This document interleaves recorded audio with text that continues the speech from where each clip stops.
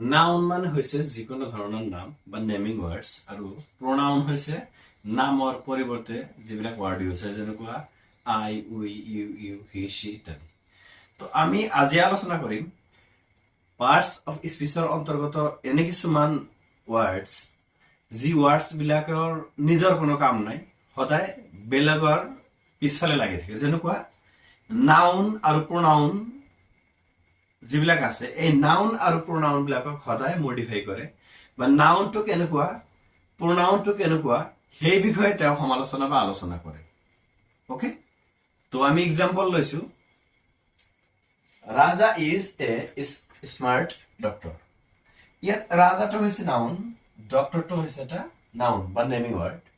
কিন্তু এই স্মাৰ্টটো চাওক, স্মাৰ্টটোৱে এই ৰাজাৰ বিষয়ে বা ডক্টৰৰ বিষয়ে কিবা এটা কৈছে। কি ৰাজা ডক্টৰ হয়, কিন্তু কেনেকুৱা ধৰণৰ ডক্টৰ? সি ভাল ডক্টৰ নে বেয়া ডক্টৰ?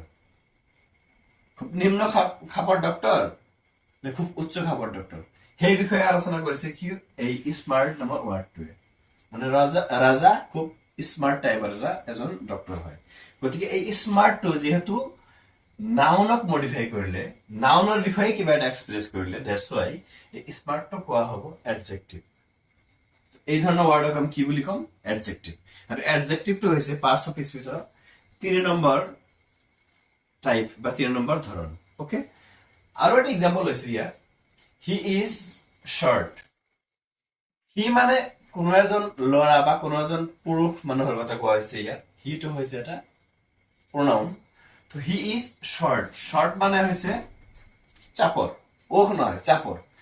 তো এই মানুহজনৰ শাৰীৰিক গঠনৰ বিষয়ে বা শাৰীৰিক অৱয়ৱৰ বিষয়ে এটা নেগেটিভ বুলি ক'ব পাৰি, শৰ্ট বা চাপৰ বুলি এটা বিশ্লেষণ কৰিছে। কাৰ বিষয়ে? এই প্ৰনাউনৰ বিষয়ে। প্ৰনাউনটোক মডিফাই কৰিলে, ইয়াৰ অৱস্থাৰ বিষয়ে কৈছে বা ইয়াৰ গুণ বা দোষ ইত্যাদি বৰ্ণনা কৰিছে এই ৱৰ্ডটোৱে, শৰ্টটোৱে। এই শৰ্টটো হৈছে এটা adjective. That is a sweet fruit. হয়তো এটা মিঠা ফল।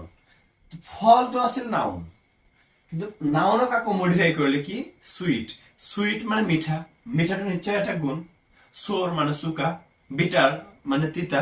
এই ৱৰ্ড বিলাক যদি কোনো নাউনক মডিফাই কৰে বা নাউনক এক্সপ্ৰেছ কৰে, তেতিয়া এই ৱৰ্ড বিলাকক কোৱা হ'ব এডজেক্টিভ। গতিকে ইয়াৰ সুইটটো হৈছে এডজেক্টিভ।